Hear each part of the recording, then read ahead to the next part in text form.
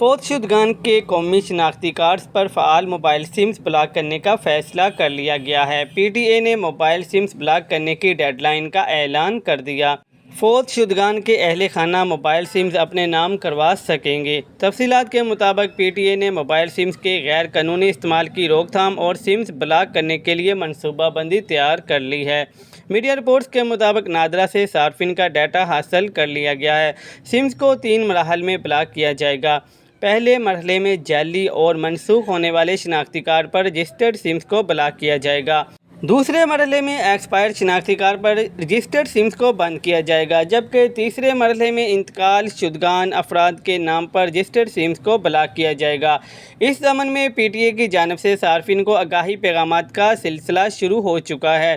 SIMs کی فعالیت کو یقینی بنانے کے لیے صارفین کو قومی شناختی کارڈ نادرا سے اجرا کرانے پر زور دیا گیا ہے۔ سمز کو مرحلہ وار بلاک کرنے کا عمل 16 اگست سے شروع ہو چکا ہے۔ بلاک سمز دوبارہ بحال متعلقہ موبائل آپریٹرز کے سینٹرز پر بائیو میٹرک تصدیق سے ہوگی۔ پی ٹی اے حکام کے مطابق موبائل سمز کا غیر قانونی استعمال کسی صورت قابل قبول نہیں ہے۔ مزید بتایا گیا ہے کہ حکومت نے شناختی کارڈ جو 2017 سے زائد المیعاد ہو چکے ان پر جاری سمز بھی بلاک کرنے کا فیصلہ کیا ہے۔ صارفین کو اپنے شناختی کارڈ کی تجدید کے لیے 2 ستمبر تک مہلت دی گئی ہے۔ زائد المیعاد شناختی کارڈز پر جاری سمز 2 ستمبر کو بلاک کر دی جائیں گی۔ پی ٹی اے حکام کے مطابق فوت شدگان کے قومی شناختی کارڈ پر فعال سمز کو بھی بلاک کرنے کا فیصلہ کیا گیا ہے۔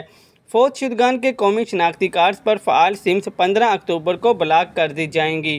مزید بتایا گیا ہے کہ فوت شدگان کے اہل خانہ اگر فوت شدہ شخص کی سم اپنے نام پر کروانا چاہیں تو ٹیلی کام کمپنی کی فرنچائز پر مطلوبہ دستاویزات کے ساتھ تشریف لے جائیں۔ یہ وضاحت بھی کی گئی ہے کہ کسی بھی فوت شدہ شخص کے نام پر جاری ہونے والی سم صرف اس کے اہل خانہ کے نام پر ہی منتقل ہو سکے گی۔ مزید نیوز اپڈیٹس کے لیے چینل کو سبسکرائب کر لیں تاکہ ہر آنے والی نئی اپڈیٹ سب سے پہلے آپ کو مل سکے۔